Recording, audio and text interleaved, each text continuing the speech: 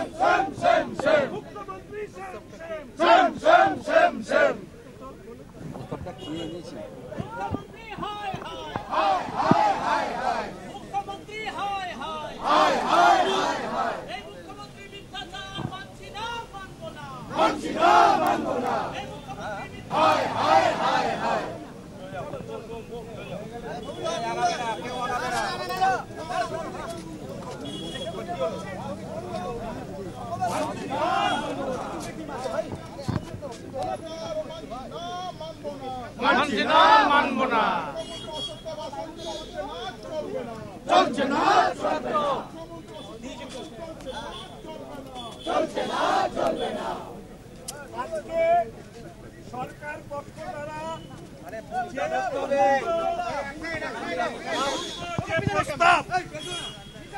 সেই প্রস্তাবের সম্পূর্ণরূপে বিরোধিতা করছে ভারতীয় জনতা পার্টির পরিষদীয় দল। আপনারা জানেন যে নীতি আয়োগে যাওয়া নিয়ে মুখ্যমন্ত্রী বারংবার তিনি তার মত পরিবর্তন করেন এবং পরবর্তীকালে তিনি মিটিংয়ে গিয়ে যে আচরণ করেন তা সংসদীয় গণতন্ত্রের পক্ষে বেমানান। রাজ্যের বর্তমান মুখ্যমন্ত্রী নবান্ন থেকে রাজনৈতিক সাংবাদিক সম্মেলন করেন। ওনার ভুলে যাওয়া উচিত নয় যে নবান্ন আর নীতি আয়োগের যে সরকারি সভা দুটো এক নয়। রাজ্যের মুখ্যমন্ত্রী তিনি বাইরে এসে সাংবাদিকদের সামনে যে বক্তব্য বলেন সেই বক্তব্য নীতি আয়োগের পক্ষ থেকে সম্পূর্ণরূপে খণ্ডন করা হয় এবং বলা হয় মুখ্যমন্ত্রী তার সময় শেষ হয়ে যাওয়ার পরে তিনি নিজেই বেরিয়ে যান। কিন্তু আমাদের রাজ্যের মুখ্যমন্ত্রী অসত্য ভাষণে পটু নাটকীয়ভাবে উপস্থাপনা করে রাজ্যের মানুষের মাথা হেট করে দিয়েছেন। নির্মলা সীতারামন আমাদের অর্থমন্ত্রী, কেন্দ্রীয় অর্থমন্ত্রী বলেছেন যে মুখ্যমন্ত্রী যেটা বলেছেন সেটা সর্বৈব মিথ্যা। আপনাদেরকে বলে রাখি, পশ্চিমবঙ্গের রাজ্যের বাজেট খুলে দেখুন, এই রাজ্যের নিজস্ব আয় হচ্ছে 87,000 কোটি টাকা, আর এই রাজ্য স্যালারি, পেনশন আর ইন্টারেস্ট দিতে ব্যয় করে 1,13,000 কোটি টাকা।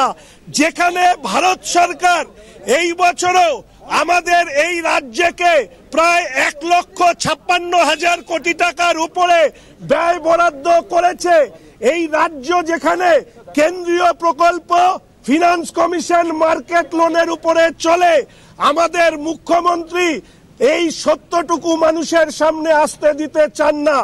তিনি যে কথা বলেন অর্থনৈতিক অবরোধের কথা, আপনাদের প্রত্যেককে বলতে চাই এই মুখ্যমন্ত্রী 2011 সালের আগে এত ফাইল দেখাতেন, দুর্নীতির ফাইল, 11 থেকে 24 হয়ে গেছে, ওই ফাইল আর কেউ খুঁজে পায়নি।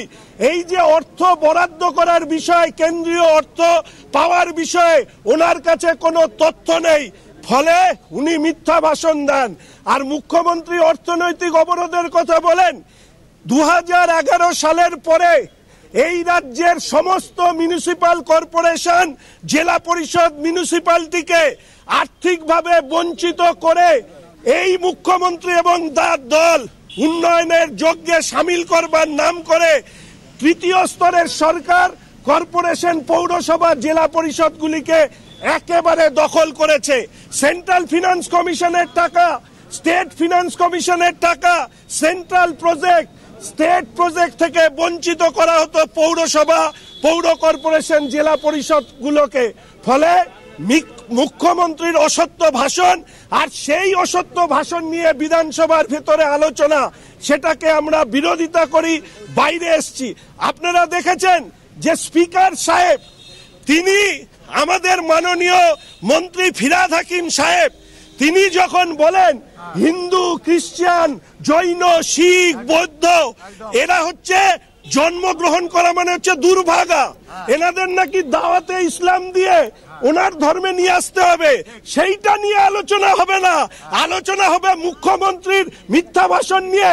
ধিক্কার জানাই এই ধরনের আলোচনাকে, এই আলোচনা করবার জন্য। ধন্যবাদ।